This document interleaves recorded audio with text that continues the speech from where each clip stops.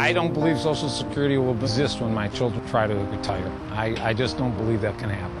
What is going on with Social Security? Where are those funds at? Are the funds going to be there? I have lost faith in the Social Security system as it stands now, completely lost faith. Most Americans know that our Social Security system is in trouble, but many don't know why. The answer is really simple. Today, Americans are living longer, and we have many more retirees than we've ever had before. In 1950, there were about 16 workers for every retiree. Today, there are only 3. And for our children and grandchildren, there'll be only 2. This is not something that is a Republican or a Democrat point of view, a right or a left. It's simply 2 mega trends that cannot be changed. The declining fertility rate all around the world and the increased life expectancy. But instead of preparing for this long-predicted crisis, Congress over the last 20 years has spent Social Security on other things. The surplus that we've had that could be saved has been spent on pork barrel projects. I'm sick to death of people stealing my money, and that is how I look at it. I look as that I've been stolen from. Once you start pulling money out of Social Security, what else is there? Then your promises are just diluted. The money is not there, it's being taken, and come 15 years from now, we are going to have a serious deficit. The question I have for the current Congress and the senators is, how are you going to get the money back again? There are solutions to this problem, and one of them is a 7.65 solution, which is the amount of every paycheck which is deducted for FICA taxes that goes into the Social Security system. The 7.65% plan provides a comprehensive long-term solution by taking the payroll taxes already being deducted from our paychecks and securing that money in protected personal accounts. These protected accounts will not only stop Congress from spending Social Security on other programs, it will give every American the chance to reap the benefits of the powerful economy they've helped to create. So when the American economy grows, when companies do better, when stock prices goes up, the common worker don't say, okay, Bill Gates is getting another $1 million or $1 billion. They should be able to say, okay, Bill Gates is getting richer, but I am also getting richer. So that's good for me. And this is not just an idea. I did this 25 years ago in my country, Chile. In 1980, as Secretary of Labor and Social Security in Chile, Dr. Piñera established a voluntary system of personal retirement accounts that helped transform Chile's national economy while providing its citizens with the safety and dignity of a secure retirement.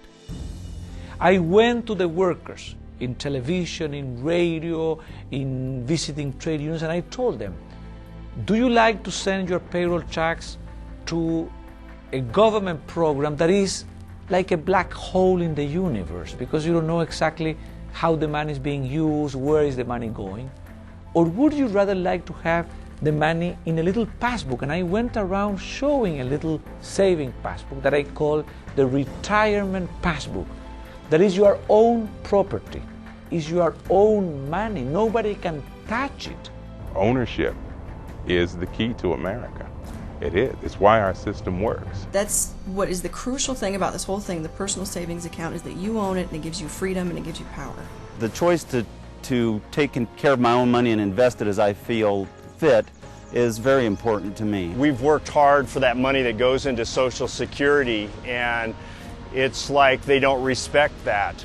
My employees have worked so hard to make my business successful. Will they be able to retire? I hope so. Americans understand that the Social Security system must be reformed. The question is, how will the new system work? Under the 7.65% solution, all seniors in or near retirement will continue to receive all the benefits promised them under the current system. Americans with disabilities will also continue to receive the same comprehensive benefits they receive today. workers will have the opportunity to participate in protected personal accounts, where they will choose from a diversified mix of U.S. bonds and stocks. In addition to eliminating the debt of unfunded liabilities hanging over the heads of American children, the 7.65% solution will create an opportunity to do away with unfair practices inherent in the current Social Security system. The unfairness of the Social Security system hit me when my father died. My father died at 59 years old of a massive heart attack. And the more I looked at this, the more it was real clear to me that black men, by and large, die younger than anybody else in the population. All his contribution was gone. He couldn't help build wealth. He could do nothing for his future or the future of his family. Why don't we put the money into our own accounts? Why does the government have to have this money? And I still can't answer that. Why does the government have to have this money? If you leave this money in the hands of the politicians, they will spend it. And they've been doing that for the last couple of decades. They've spent your Social Security money on other purposes, and they've put IOUs back in that Social Security fund. Protected personal accounts, accounts that you own and control yourself, are really the safest way to assure that your retirement money is going to be there for you when you need it. Today, with retiring baby boomers poised to overwhelm the outdated system, the most popular government program in the world is about to become the most expensive and destructive. Without reform, mushrooming benefit payments will force cuts in other government programs equal to the combined funding for such programs as Head Start, the Departments of Education, Interior, and Commerce, and the Environmental Protection Agency.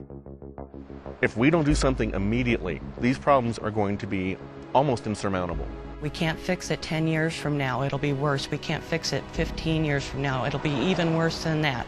We will be the first generation to leave the children and the grandchildren worse off than any other generation. We would not rob from their savings account on a day-to-day basis to buy the groceries, but that's basically what we're doing with Social Security right now. We're going to be basically living off the backs of our children and our grandchildren forever, and they're going to be paying into a system that's going to have absolutely nothing left for them. I don't want future generations to be blaming me for the debt that's going to be heaped upon them. So if I'm not part of the solution, I guess I have to own up to some of that responsibility. Politicians think that people my age are too stupid and not understanding how Social Security works, and I personally don't want to pay into something I'll never receive money back from. And at some point the young people will say, why are we having to pay these very high payroll taxes to finance the elderly when we know that when we are old, nobody will be willing to finance us? The Social Security system of the United States, regrettably, is like the Titanic going directly toward the iceberg of old age.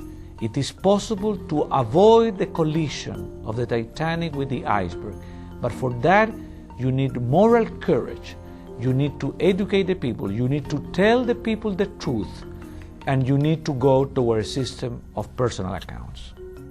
I have received literature in the mail telling me that personal accounts are way too risky and everybody's going to lose everything and nobody will have anything left.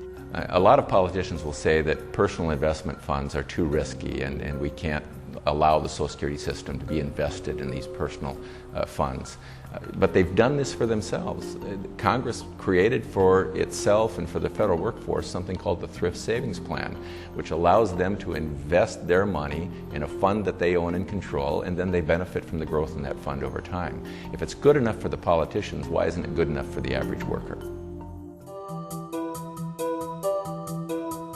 If I had had a chance when I was younger to have a personal retirement account funded by my payroll taxes, I would have taken that. I would have had an account of my own if I would have had the opportunity and the ability to do that. I had the opportunity to put my money into an individual retirement account or another type of fund where I could draw upon when I retire. I would do it right now. Now is the time for Americans to engage themselves, to educate themselves, to read about this issue, to write their representative, to write letters to the newspapers, to network with other people. The internet creates enormous possibilities for people to get involved in public policy when the issue is so clear. so important and so morally correct. Since the Great Depression, America's Social Security system has stood as one of the great moral victories of the 20th century. By embracing reforms such as the 7.65 solution, we can guarantee this moral victory for generations to come. We will not fail our seniors. We will not cripple our children's future. We will stop spending Social Security on things that it was not intended for. We will do the hard work necessary to change our Social Security system so that it will work for our children and secure our seniors as well. Now you understand the problem. I invite you to learn more about the 7.65 solution and let your voices be heard.